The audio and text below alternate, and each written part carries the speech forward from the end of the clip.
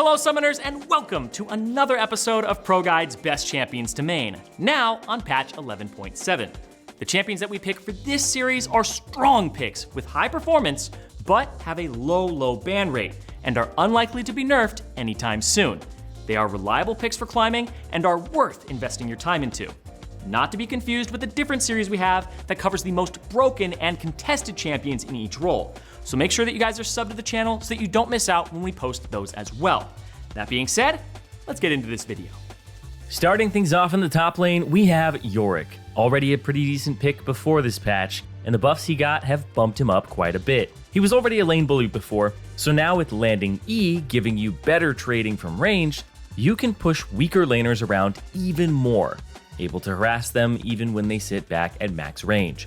It also gives you a way to deal with the tougher matchups, such as Darius and Wukong, since it allows you to soften them up before committing to a fight. With a stronger laning phase, he'll feel the niche of being a split pusher much more effectively, since Yorick becomes basically unduelable if he's able to get out of the laning phase without being insanely behind. Once you reach that stage of the game, your plan is to perma split push almost no matter what. While Yorick can certainly put out decent damage when he actually gets onto an enemy champion, he's also super susceptible to being kited in 5v5 teamfights. You'll get better, more consistent results when you stick to side laning, where you can beat down the champion that comes to match you and melt through towers in seconds. And you can't mention Yorick without thinking about how much of a unique character he is. And that brings us to the question of the day. Who is your favorite character in League of Legends? Now, gameplay aside, we want to know which champion you think has the coolest theme, design, and personality in the world of Runeterra. Now, personally, Yasuo is one of the more unique champions in League in terms of both his character and his kit. In fact, his theme and gameplay actually blend together perfectly. In the lore, he's a wandering samurai who constantly travels the world. And in game, due to his passive, he's at his strongest when he isn't staying in one place, forcing him to move. Let us know your answers in the comments down below, and let's get back into the video. Next up, we have Mordekaiser. Like Yorick, Mordekaiser already has a fine performance, but these buffs will give him even more carrying power. The increased isolation damage may be the deciding factor in whether you're able to kill your ulted target in a team fight before you return to the mortal realm. This is actually a pretty big deal, with most champions getting key targets so low that they can't participate in the fight is a win in and of itself. But in Mordekaiser's case, he actually needs to secure those kills inside of his ultimate to keep his targets' stolen stats for the duration of their death timer. Whether you're getting some beefy stats from bringing down a tank, or a huge chunk of AP from taking out a mage, the stats help you to close out the fight in your team's favor. But before you get to that point, you'll want to make it through lane.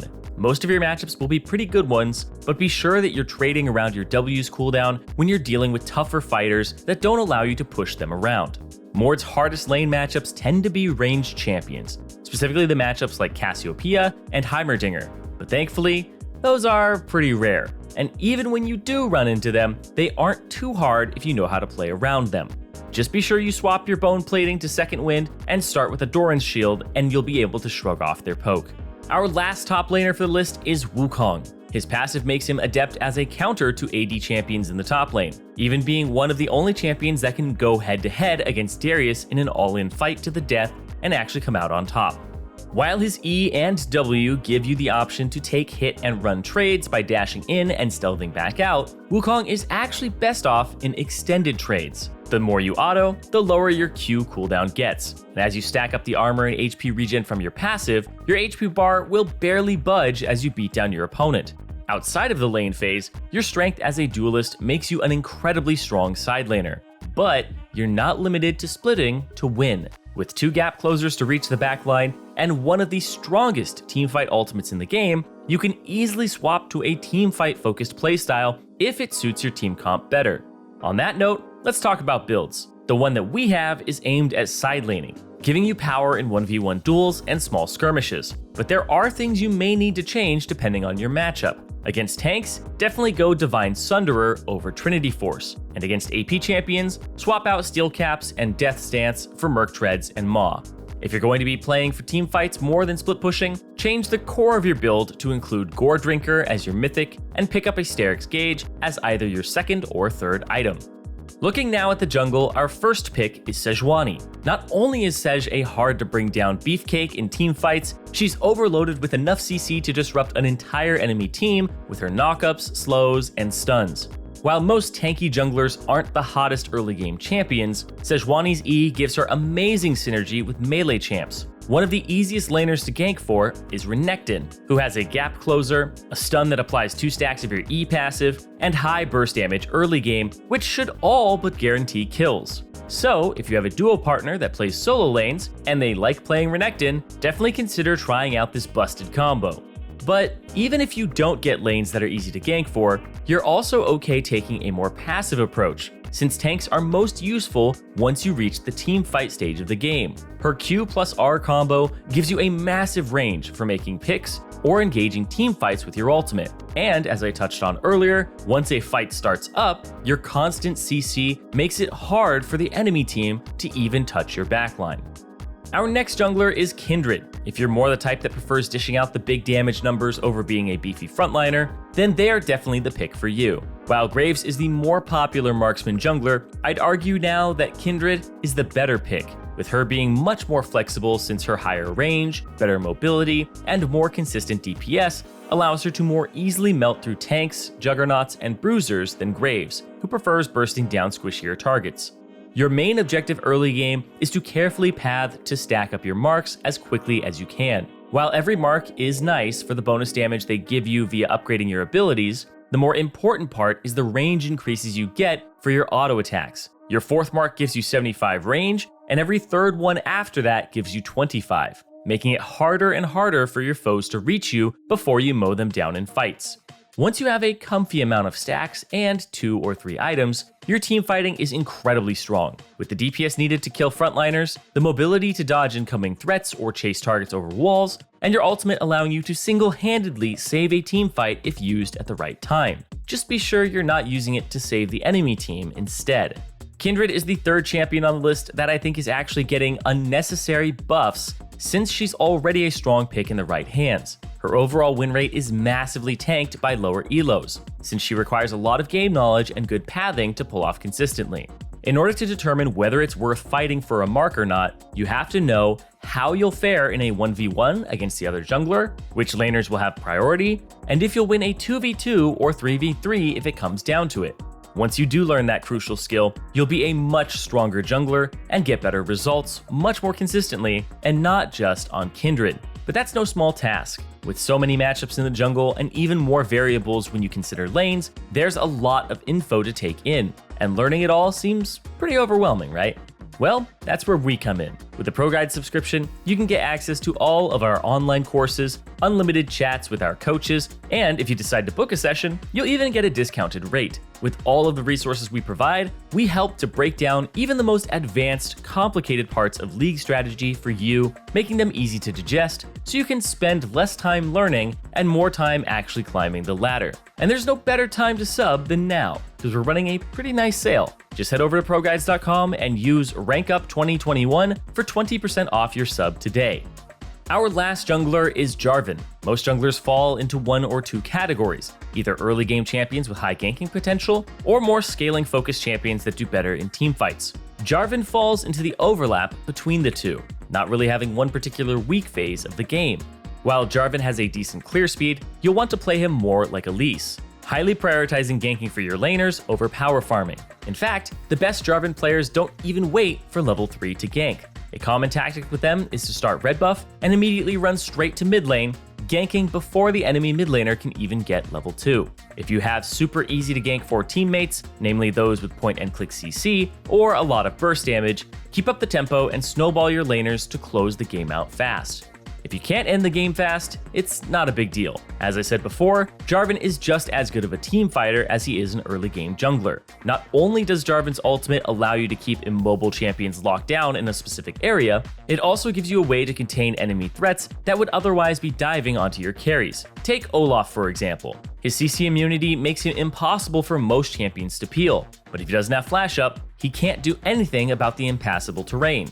You can also flex your build around a bit if needed. If you want a more carry-heavy build, you can pick up items like Death Stance or Black Cleaver, or if you want to be tankier, you can skip the bruiser items and build straight into things like Dead Man's Plate and Randuin's Omen early on. Next up, starting things off in the mid lane, we have Viktor. If you prefer the playstyle of farming early, clearing waves, and scaling up to a mid to late game hyper carry, he's the control mage for you. Early on, you'll focus almost entirely on scoring every CS that you can, avoiding fights as much as possible, so you can stack up the Hex Core fragments for your passive. While it's not the most exciting gameplay experience, this will land you the most consistent results for climbing, especially since most other meta mid laners have pretty high snowball potential if they get kills early on, but are eclipsed by your scaling if you don't give up any of those early kills. Augment your E first for stronger wave clear, then your Q for the pseudo mobility to navigate fights a bit easier, and lastly your W for better kiting and chasing ability. With your first augment and Luden's Echo Spikes, you can look to more heavily poke and take short bursty trades with your opponent, and once you have your second augment and Lichbane, you can even look for kills, with you being able to kill most non-tank champions from 100% HP if you can manage to land your stun. In teamfights, you'll want to play safe, fighting front to back in most cases. It's better to stay alive and do as much damage as possible without getting a single kill, rather than flashing in to trade yourself 1-for-1 for a single opponent. Just be sure to stick to fighting in choke points, where you can use your W to give some self-peel and mow down opponents as they come at you. Up next, we have Corki. He's basically a marksman alternative to Viktor's control mage, with the same farm-heavy playstyle, extreme scaling, and preference for standard front-to-back 5v5 teamfights. That said, the two do have their differences. Corki has a bit more trading potential in lane, especially since you can W forward to trade once you have the upper hand. Just keep in mind that doing so leaves you wide open to being ganked, so pick your fights wisely. Corki also lacks the stun and slows Viktor brings, but in exchange, being a marksman means that Corki has even more consistent DPS. He also comes with bigger playmaking potential, even if it's only every 4 minutes with the package. With one solid package, you can split the entire enemy team, apply a mega slow, and help your team pick off 1 or 2 targets before your opponents can properly regroup. Aside from your package, you'll play fights like a standard marksman, fighting front to back, and saving your regular W for when you need it to either escape danger or reposition for dealing damage. The last of our mid laners is Rumble, a complete contrast to our last 2 picks. He's a scrappy champion with strong early fighting in both the 1v1 and in skirmishes that involve both junglers. Your main goal early game is to throw around your weight as a lane bully to ensure you have priority for your jungler, or to give yourself good roaming opportunities once you have your ultimate. Your Q's low cooldown AoE damage gives you all of the wave clear that you need, and since it actually reaches a decent 600 range, melee opponents are pretty much forced to concede the lane to you, or risk taking a big chunk of damage as you roast them in the process of clearing the wave.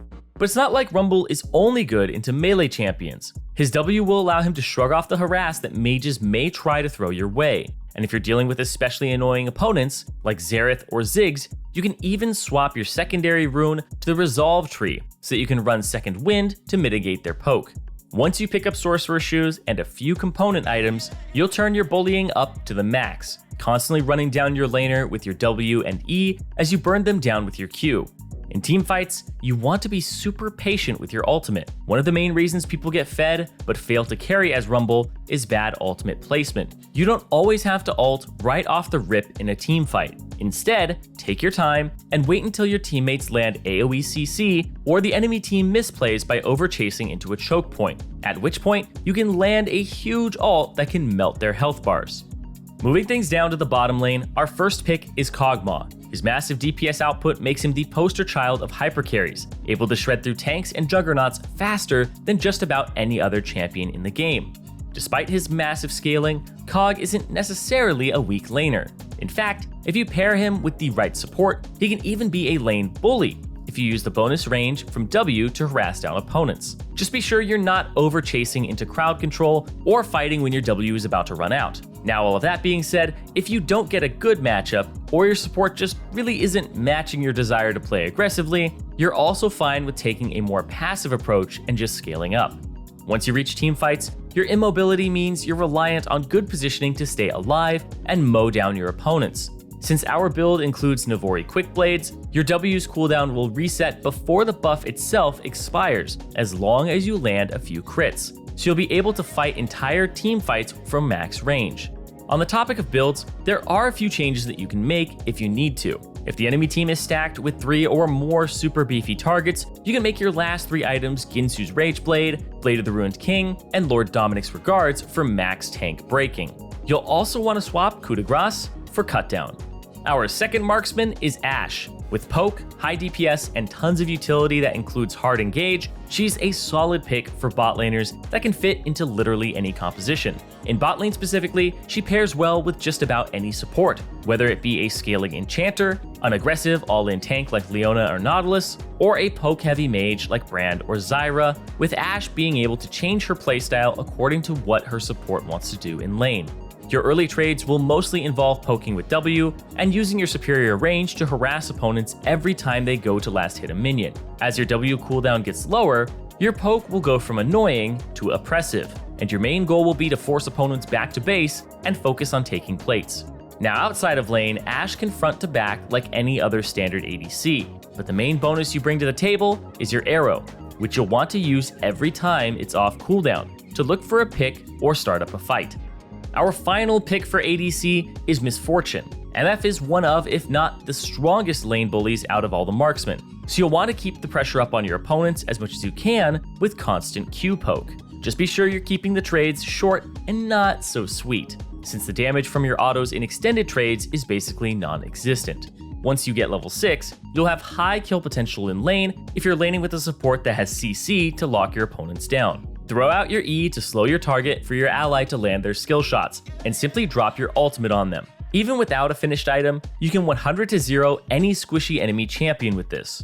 Once you get to the teamfighting stage of the game, pay attention to the enemy composition and think about the best approach for each fight. If they have assassins and other divers that can easily reach you in the backline, it may be best to avoid auto-attacking altogether, and instead wait for your opponent to line up the perfect ultimate. Within just a couple of seconds, you'll erase the entire enemy team from the map.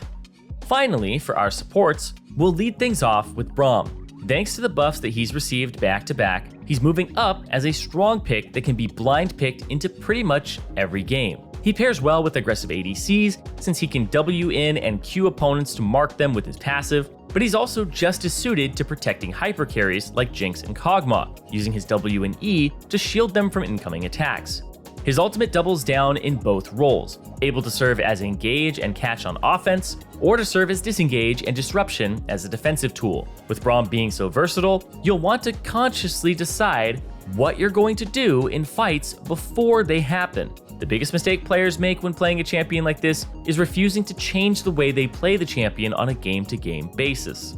For example, if you're playing against a team that has an Ornn, instead of using your ultimate at the first sign of incoming damage, you want to hold your E for the moment that Ornn tries to use his ultimate. Against Twitch and Misfortune, your ultimate can completely negate their damage in teamfights. Try to take things like that into account, and you'll perform much better than if you were to make decisions like that as the teamfight unfolds. Our second pick for support is Sona. When playing her, the first thing to recognize is that you are not here to win lane. Sure, against a weak pushover lane like Janna and Ezreal, you may do well, but against any lane combo with even decent fighting power, you can easily be killed from full HP in a single fight. So instead, you'll want to play as safe as possible, looking for Q plus power chord trades when it's safe to do so from behind your minion wave, with a focus on scaling up to teamfights. Once you make it out of the lane phase, your constant healing, shielding, and movement speed boosts make you the very definition of a utility bot, enabling your team to win fights hard, especially if you land a good ultimate to chain CC with your teammates and wipe out the enemy team before they even get out of the stun lock. One really big thing to note with Sona is the importance of using her passive correctly. It's fine to use Q's power chord when you're going for some poke in lane, but in teamfights, you'll almost always want to use W's power chord to massively cut down on the damage that your target is doing. This is pretty much equivalent to exhausting your target and can be a huge difference maker when dealing with champions that have massive AoE damage like Katarina and Samira. Oh, and one more thing, though our build has Seraphs at the very end of the build, you'll want to pick up the tier for that on your first recall in lane phase. You will really appreciate the extra mana. And finishing off our list, we have Soraka. While Sona provides a bit more of an all-around approach with her utility, Soraka is the champion for you if you prefer to just heal, and heal some more, to keep your teammates alive. Despite being an enchanter, Soraka has some pretty strong trading, even able to 1v2 the lane in the first couple of levels with her Q spam. This allows you to poke down your opponents, and with it also, healing up some of the damage they trade back on you, all while your ADC safely farms the wave. It's super important for you to use your range advantage at level 1 to harass more aggressive lanes like Leona and Nautilus, with your primary goal being to poke them down so they don't feel as confident in going in once they do level up and reach the point they'd normally go for that all-in.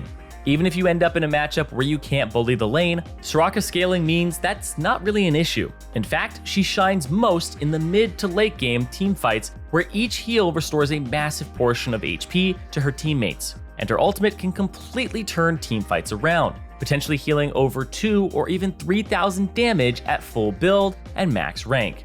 Most enchanters are super easy to play, since your main goal is throwing all of your buffs, heals, and shields onto your teammates and keeping them alive. And while Soraka does fall into that category for the most part, it's also important to recognize that your E is actually a really important cooldown, and it can even completely stop some champions from playing the game. For example, if you see a Fiddlesticks channeling ultimate over the wall, you may be able to flash E him to completely stop it, saving your team from being aced. Other times, if an opponent has Zhonya's, you can save your E for when they use it. Once you do, they won't be able to cast any spells or flash away as they come out of the stasis. Little things like this are how you can make the support difference your team needs to win the game. Remember to let us know your favorite character from the world of Runeterra down in the comments below. And one last thing, don't forget to sub and check out our Discord in the description box below. There you can discuss everything League of Legends further, or just hang out and be a part of our community. I can't wait to see you guys back for our next video, but until then, good luck on the Rift, stay safe, and wash those hands. I'll see you guys later.